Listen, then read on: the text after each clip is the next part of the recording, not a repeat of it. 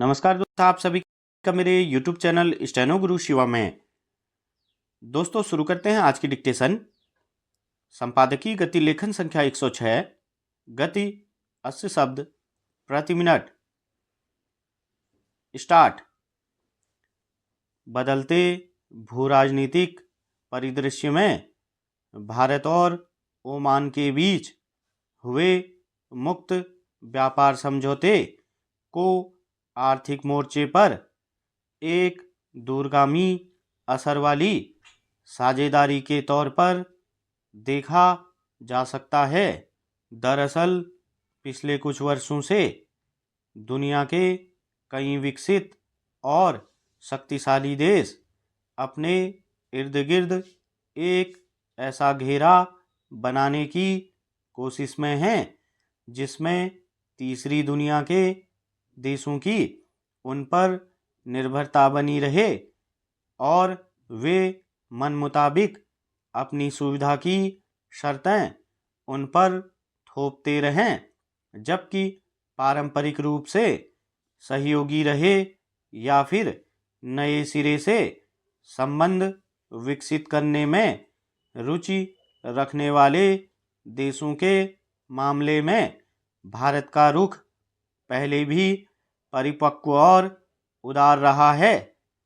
इस क्रम में अब ओमान के साथ भारत ने जिस तरह व्यापक आर्थिक साझेदारी समझौता किया है, यह आने वाले समय में न केवल दोनों देशों के आर्थिक संबंधों में एक नया आयाम रखेगा, बल्कि बहुध्रुवीय दुनिया में विकल्पों के नए मोर्चे भी सामने आ सकते हैं।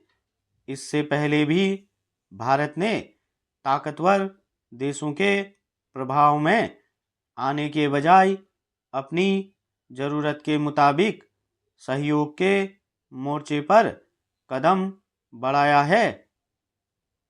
गौरतलब है कि भारत और ओमान के बीच पिछले करीब 7 दशक से अच्छे और कूटनीतिक संबंध रहे हैं।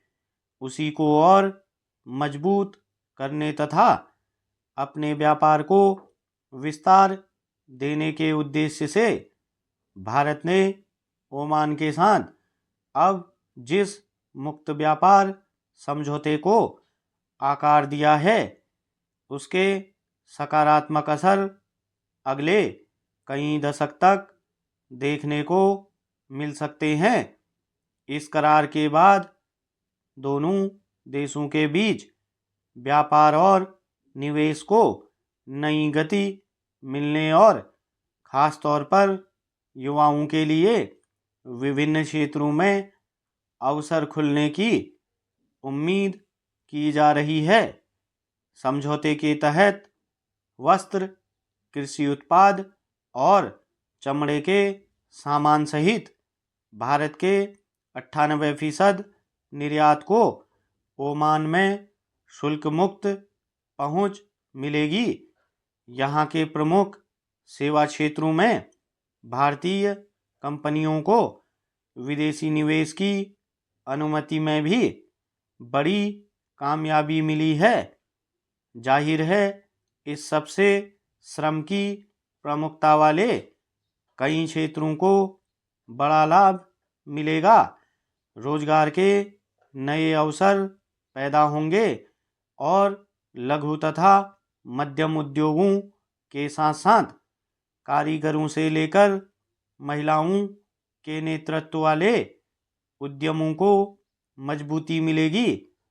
इसके अलावा खाड़ी क्षेत्र में ओमान ऐसा देश है जहां भारतीय सेना की तीनों शाखाएं नियमित संयुक्त अभ्यास करती हैं। इस लिहाज से देखें तो भारत को जिस तरह पहले से ही ओमान के दुक्म बंदरगाह पर जरूरत होने पर साजो सामान के उपयोग की सुविधा मिली हुई है, उसमें नया समझौता सहयोग को और मजबूत करेगा। दुक्म बंदरगाह भारत के लिए एक वैकल्पिक रणनीतिक ठिकाना है और यह भारतीय नौसेना को पश्चिमी हिंद महासागर में मजबूत आकार देता है। स्टॉप।